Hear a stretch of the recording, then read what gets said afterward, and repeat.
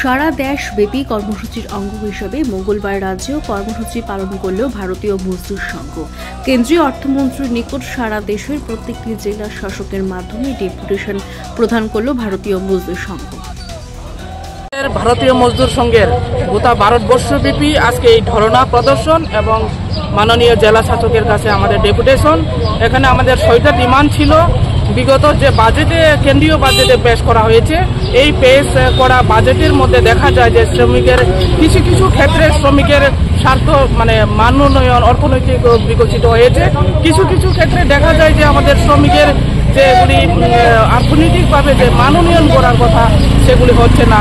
শ্রমিকের স্বার্থ সেখানে সংশ্লিষ্ট বিষয়গুলি নিয়ে আমাদের শ্রমিকের স্বার্থ নিয়ে সেখানে বেকার সৃষ্টি হয়েছে। এই কারণে গোটা ভারতবর্ষব্যাপী প্রত্যেকটা রাজ্যের যে জেলাগুলি আছে সেই জেলাগুলিতে আমাদের আজকে জেলা শাসকের কাছে আমাদের মোটামুটি 766টা জেলা রয়েছে গোটা ভারতবর্ষের মধ্যে।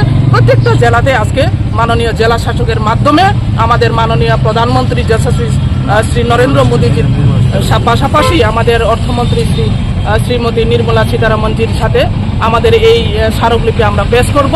আজকে আমরা ডেপুটেশনে আমরা মিলিত হচ্ছি মাননীয় জেলা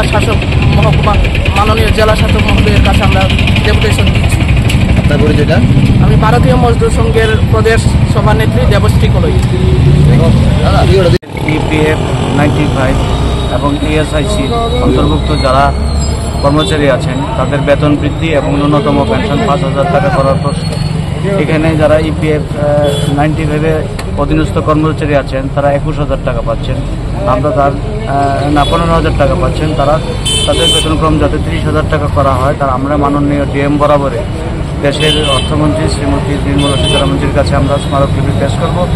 এবং শুধু রাজ্য নয়, আজকে ভারতবর্ষের প্রত্যেকটি জেলা থেকে আমরা এই ডেপুটেশনের মাধ্যমে মাননীয় অর্থমন্ত্রীর দৃষ্টি আকর্ষণ করছি এবং আমাদের এই দাবিগুলি যাতে অচিরেই পূরণ করা হয় তার জন্য আমরা আশাবাদী। এবং এই উপলক্ষে আজকে আমরা মাননীয় জেলাশাসক পশ্চিম ত্রিপুরার কাছে আমরা ডেপুটেশন দিচ্ছি।